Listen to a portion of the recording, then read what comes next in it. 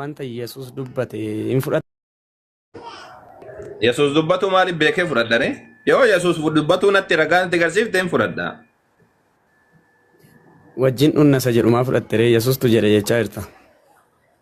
Nuti muslima waan taaneef ka Yesuus wajjin dhugna inni eegu jira nuti amantii keenya kuni Quraana nutti hima. Nabiyyoota wajjin taatan jedhee Quraani waan nutti himuuf jecha wajjin dhunna kan jedhe Rabbiin nabiyyoota Yesuus illee muslima Rabbiin akka isa wajjin nu kaa'u akka jannata keessatti isa wajjin nu obaasu akka si barbaanna saba saniif jecha macaafa kan kee ammoo siin qabsiisuudhaaf macaafa kan kee siin qabsiisuudhaaf malee nuti Quraana keenyatu nu ka'a nabiyyoota wajjin taana inshallah. Maal Yesuus wajjin dhuguun keenya maa isin aarsiyaa jamaa? Yo Yesuus wajjin dhugne isin maaltu isin dallansiisa? Carraanaa kennaa. Qoy siifan kenna. Yesuus wajjin dhunna jedhee jetteen fudhattaa isa kana. Yesuus wajjin dhunna jecha jedheen fudhattaa. Quraanu natti hima Rabbi warra wajjisa wajjin dhugu Rabbiin nu haa taasisu. Quraanni Rabbiin nabiyyoota wajjin nu haa taasisu. Yesuus wajjin illee jannata keessa nu haa godhu. Maatiyoos 26 fudhattaa. Maatiyoos 26 fudhattaa. Kana duwwaa natti hima. Maal godhu fudhadhaan macaafa kan keedhaan muslima macaafa kan keedha maal godhu fudhadhaani Quraanatti amana malee Quraanarraa argadhe isa kasiin jechaa jiru kana isa kana ammoo kasitti fideef siin gara fuudhaaf malee ufiif miti. Garafaa jedha amantiin keessan. Garafaa jedha. Inni Yesuus hin garaftan hin ga'u. Laki Yesuus hin garafnu Yesuus nabiyyi guddaadha mi akkamitti garafna Yesuus si garafna malee ragaa macaafa kan keetiin sima garafna malee deebifne Yesuus hin garafnu a'udhu billahi otoo garaftanuu sinii otoo garaftan eeshi gaafii tokko si gaafadha inni dhiisi bakka inni rakkoon qabu inni rakkoon qabu hiikti boqonnaa Maatiyoos 26 hiika dhugaatii miti mootummaa Waaqayyoo keessatti wajjin dhuguu miti kana. Akkattu badha. Isin miira keessaa baaya. Ni lammaffaani. Yoo miira keessaa. Mootummaan Waaqayyoo. Muhammadtu biyya Makkaa keessaa. Mootummaan Waaqayyoo mootummaa nyaataaf dhugaatii miti jedha. Mootummaan Waaqayyoo mootummaa nyaataaf dhugaatii miti. Hin jedhu yaa paa. Jannata jechuun. Hin jedhu macaafa keessa hin jiru. Hin jedhu. Keessan. Keessan keessa yuun jiru inni ati jettee kun Yesuus akka jedheen beeku takka.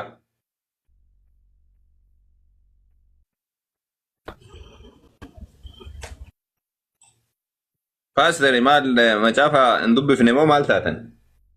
Macaafni akkas hin jedhu macaafni akkamitti akkana jedhe hin jedhu macaafni Yesuus akkana jedhe ka jedhu hin jiru. Yesuus hin dhugnaa jedhe hin nyaannaa jedhe hin dhugnaa hin nyaannan. Hin bashannannaa jedha malee Yesuus akkamitti akkana jedhas.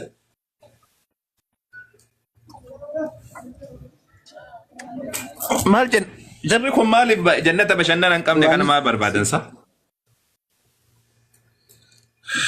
Quraanni si bukeeraa hin dubbifna waan haa dubbiftaa. Qoy sii dubbisa inni haa geeffatu. Ajaa'iba qabdi jarri kun.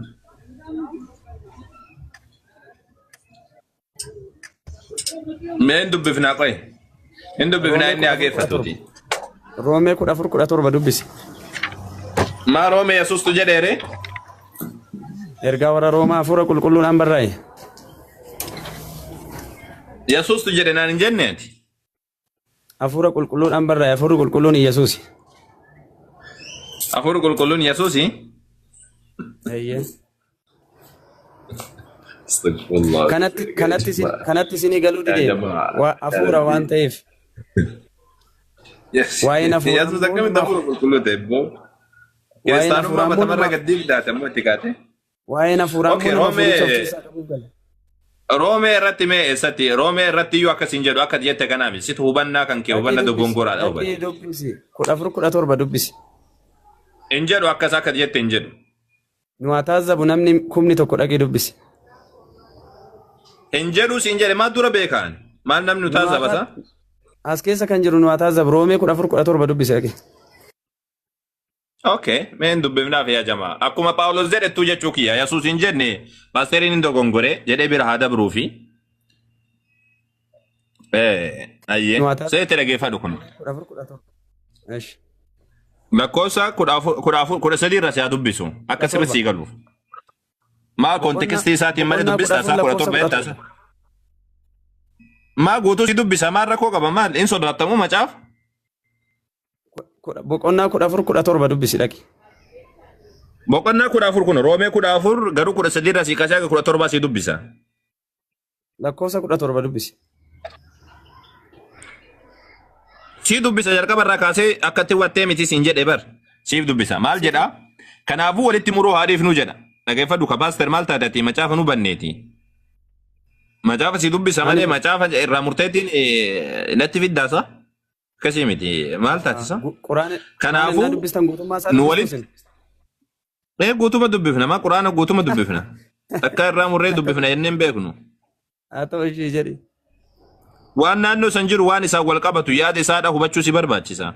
Kanaafuu nu walitti muruu haadhiif nu jedha. Qooda kana akka karaa obboleessa keessanii irra gufuu yookaan waan gufachiisu tokkollee hin keenye murteeffadhaa jedhe. Akka wanni afaan ofuma isaatiin xuraa'aa ta'e tokkoyyuu hin jirre ani karaa gooftaa Yesuus nan beekaa jedha. Wanni ofuma isaatiin xuraa'aa ta'e jedha. Lafaa ka'ee jechuudha. Nan amanas jedhe. Namni nama wanni tokko xuraa'aadha jedhee yaaduuf garuu wanni sun isaaf xuraa'aadha jedhe. Yoo wanni ati nyaattu obboleessa kee miidhe ati jaalalaan jiraachaa hin jirtu. Ati waan nyaattuun obboleessa kee isa Kiristoos isaaf du'e hin balleessin. Kanaafuu wanti isin gaariidha jettan akka arrabsamu hin godhinaa jedhe. Siigaltee waliin qeeqinaa jechuurra jira. Mootummaan Waaqaa qajeelummaa nagaa fi gammachuu hafuura qulqulluun ta'eedha malee waa'ee nyaataaf dhugaatii mitiiti. Namni haala kanaan Kiristoos hin tajaajilu Waaqa gammachiisaati namoota birattis fudhatama argataa jedhe. Maal jechuu jira asitti?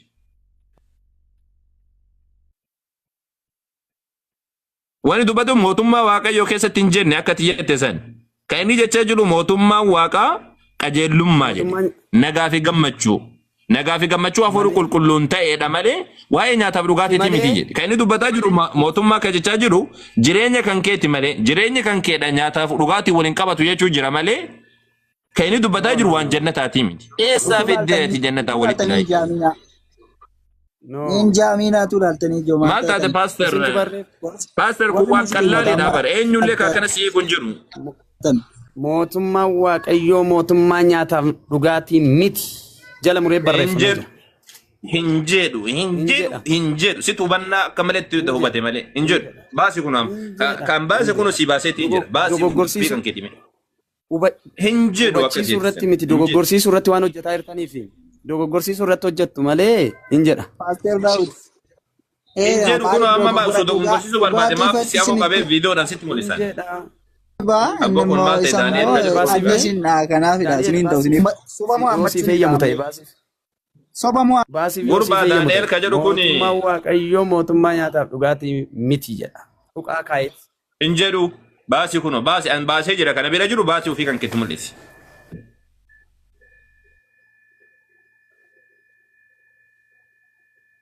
Gaaffii tokko si gaafadha awwalle naamusa nama barsiisu amantiin keessan. Gaaffii maal si gaafadhaani maal na gaafattere baasii naa dubbisiisiin jedhe kun waan baasee si mul'ise kiyyan ta'u jette kan inni dubbataa jiru mootummaan Waaqa qajeelummaa jedhe takka nagaa fi gammachuu hafuura qulqulluun ta'eedha malee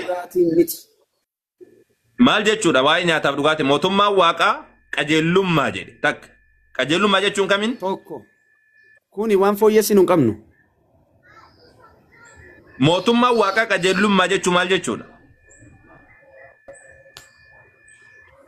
Waan fooyyessinu hin qabnu kana.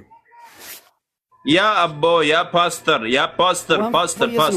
Mootummaan Waaqayyoo mootummaa. Ati macaafa dubbistee jirtu moo maaliif akkana nu goggoota yaa paaster? Akkasiin jedhe mootummaan Waaqaa qajeelummaa jechuun maal jechuudha? Mootummaa qajeelummaa jalliina of keessaa kan hin qabne jechuudha. لا إله إلا الله محمد رسول الله ما أنت تصدق كبداتي باستر وابرد مالي أكسي بيتي أكمل توسو تيولوجي برناتي وانا تاتزا باستري تاتزا أكسي ميتا كني جراجر موتما واقع كجلما نغافي غمچو أبور كل كلون تأيدا أجد دبل Mootummaa waaqaa qajeelummaa jechuun maal jechuu? Nyaataaf dhugaatii Dabbiin miti. of keessaa hin qabne naan jettee deebista akkasii miti. Nyaataaf dhugaatii. Mootummaa anatu sii kaayyaa anatu sii ibsame Lammaffaa immoo- akka warri koomentaroonni kiristaanaa ibsanitti. Mootummaa waaqaa qajeelummaa jechuun mootummaa waaqaa of keessaa qabaachuu jechuun ati qajeelummaa qabaachuu jechuudha. Nagaa qabaachuu fi gammachuu hafuura qulqulluu qabaachuu jechuudha jedhee hiiku jira. Nyaataaf dhugaatii kana nyaatte kana dhiisteedhaa miti jechuu jira Paawulos. Itti yaaddayinaa jedha. Ana biratti xuraa'aadhaa miti nyaanni kamiyyuu abbaa barbaadamu kun na biratti xuraa'aa yoo jedhee wajjin waliin atakaroon galiinaa jedhee dubbachuu jira Paawulos. Nyaata waan barbaadan nyaadha. Waan nyaataati wanni nyaataatiif waan mootummaa waaqaa wal qabatu hin qabu jechuu jira malee jannata keessatti nyaanni hin jiru jechuutti hin jiru. Maal taate isaa paaster maal taate nagumaami? Akkanatti dubbadhu malee macaafni akkasiin jedhu akka jette sani. Mootummaa abdattan sana dhaqaa nyaadhaa dhugaa kan keenya nyaataaf dhugaatii miti mootummaa jireenyaati. Kanumaan bira darbina. Lammaffaa immoo du'aa kan waan jedhu tokko Okay, isin hin nyaatinaa hin dhuginaa callisaatiin taa'a. Ibidda jahannam keessa seentan jechuudha bifa kanaan. Rabbiin isinaa qarqaaru. Kan nuti Yesuusii wajjin dhugnaa iyyee isin hin nyaatinaa. Isin hin nyaatinaa hin dhuginaa rakkoon qabdu nuti ammoo Yesuusii wajjin ni nyaanne ni dhugna. Inshaallah. Ayyee itti fufi. Faradiina otoo jedhumu.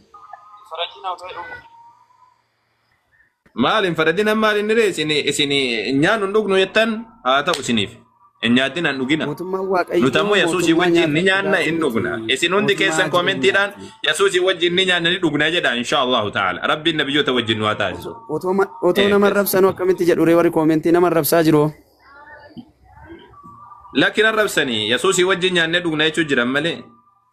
Warra dhaqna eenyus hin qabannedha. Isaan nama rabsaa jiru majjala deemanii isintu gorsamoo isintu leenjisamoo rabsaadhe. Lakki ebboo nama arrabsinaa a'uuzu billahi. Nama arrabsinaati Yesuusii wajjin nyaannee dhugna jechuun jiran malee jannata keessatti inshaallah. Akkatti amantu jechuudha isin. Ustaas kan ammaa fudhattanii. Yesuusii wajjin nyaannee dhugna. Maal jannata maaltu jira yoo dhugaatii fi nyaanneen jiraanne ati maalidha isa jannanni ati seenuuf deemtu kun? Jallisee keessa teessa jannanni eessa jirti mee paaster si biratti? Jannatuma waa'ee jannataa beekuuf mee Yesuus beekuun dirqama.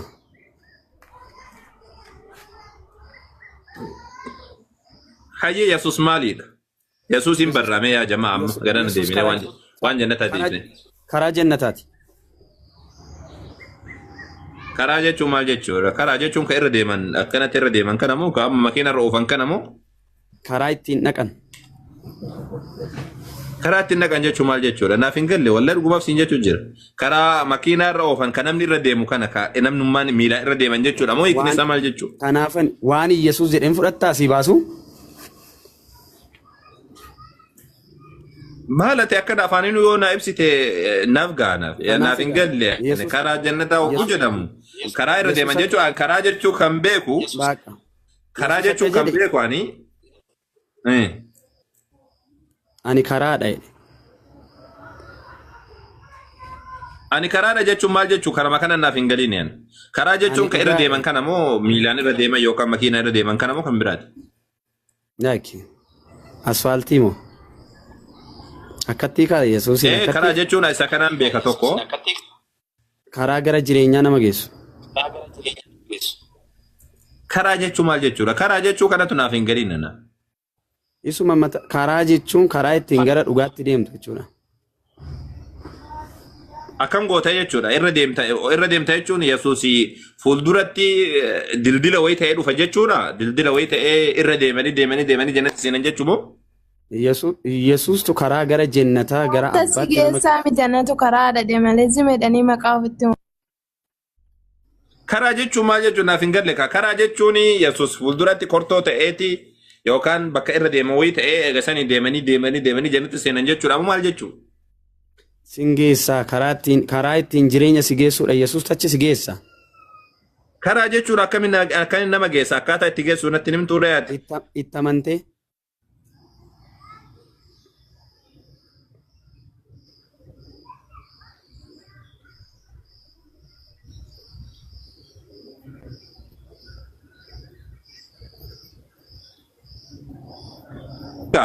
Waan akka maslaa.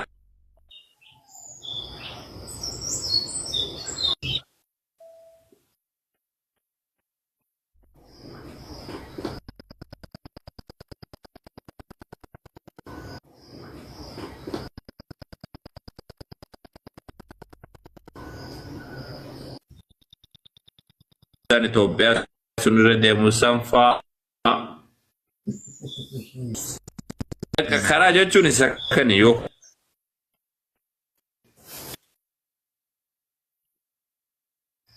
dhugaa jechuun Yesuus kana keessa jira guyyaa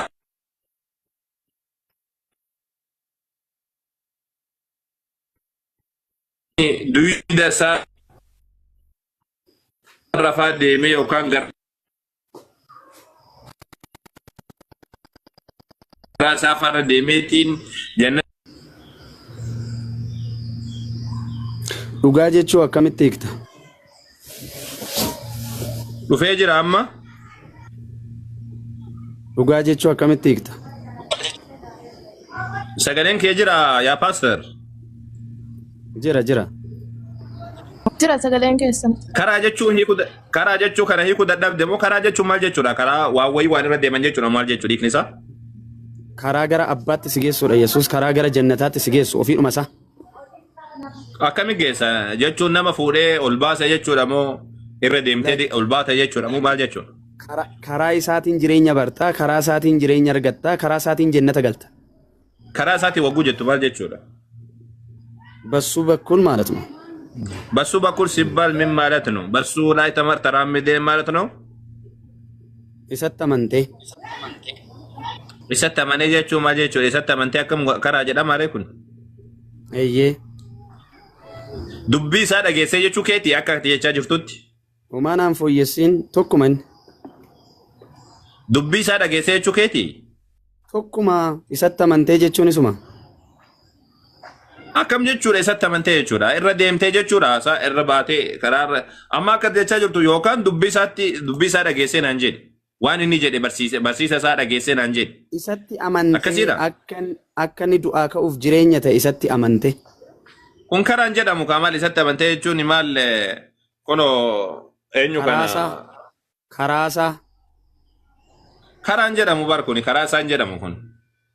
Karaa isaa jechuun waan inni irra deeme wayiidhaa irra deemu jechuudha. Yaa jamaa mee salatee deebi'a. Eenyu fa'aa jira? Rastaan fa'aati jirtaami? Salaamu alaikum. Rastaa jirtaa?